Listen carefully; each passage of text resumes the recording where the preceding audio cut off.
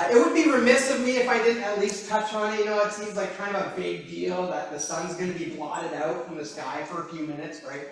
I'm an astronomy nerd, right? I like stars and all that kind of stuff. But not astrology. Okay? I'm not an astrology nerd. Okay, let's get that out of the way. I'm an astronomy nerd. Okay, I can tell you the names of the stars, and I got all these pictures and stuff, cool stuff. And when the moon blocks out the sun, okay, that's kind of a cool thing. Okay, I know, I'm a nerd. I get it. Okay.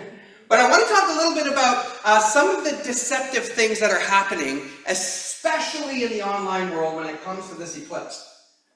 There's two things. One is some are suggesting that it's potentially a sign for the end of the world, and come April 8th, which is Monday, don't worry about going into work Tuesday because the end of the world is happening. No, we're not going to do that. Don't do that. Don't do that. It's kind of funny.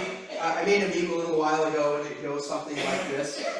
Christians and astrology. We don't do astrology. But then also Christians, eclipse! Okay. So what's my point in all that? My point is this, is don't look to the eclipse for spiritual truth. Don't look to the eclipse as a sign of the time. We have a list of the signs of the times in Matthew 24. It's better to look there because there's a lot of other things that need to happen other than just an eclipse. And I know there's talk about the red heifer and stuff, and I'm watching it because it's interesting.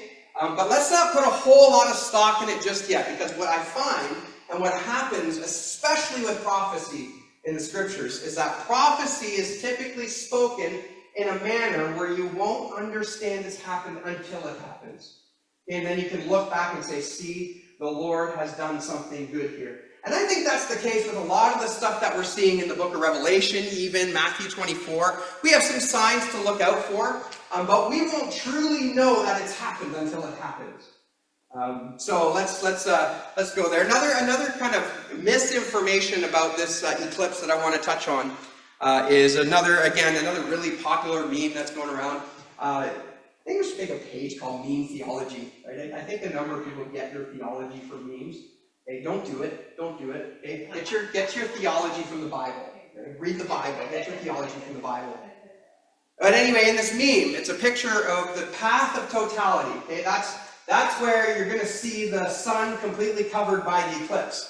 And so this image is showing a picture of a road map, and all along the path of totality, there's all these cities called Nineveh, and Jonah, Texas, and Nineveh somewhere up in Newfoundland, and totality hits every single one of those. And that's a reference back to an eclipse that's talked about in the book of Jonah, from what I understand.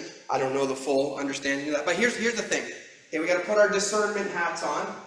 And if you look at the image is wrong. It's just straight up fabricated and false. It has the path of totality coming south a little bit. But when you adjust it to where the actual path of totality is, it actually knocks out a number of those Nineveh cities in there. And then you're stuck with saying, well, it's close. Here's the long and short of it. The long and short of it, okay? The eclipse is going to be a cool event. It's going to be something really neat to experience. It may or may not have prophetic significance. I don't know, okay? But we'll wait and see. Wait and see what happens. I'm reminded of another period of time where the talk was blood moons, right? Oh, there's going to be 4 blood moons this year. 4 blood moons. And the 4 blood moons came and went, and absolutely nothing happened. So again, exercise discernment. Don't get caught up in the astrology of the stars and the signs and the sun and the moon and stuff. Yeah, there will be signs in the sun and the moon according to Revelation, Matthew 24, and Luke 26, I think, a couple other passages. But don't get so caught up in that. Grab your theology, grab your teaching, grab your doctrine from the Bible. Pray and consider the Bible. Ask the Holy Spirit to come and reveal things to you, and He will, because that's what the Holy Spirit does. And He will show you things from His Word, not necessarily from astrology. We'll put it that way. So that's just my little. I don't want to call it a rant, but it's just an encouragement for you to exercise discernment. When you see these things come up, don't just jump on the bandwagon. Think about it from a biblical perspective. How does this fit into the overall picture of the Bible?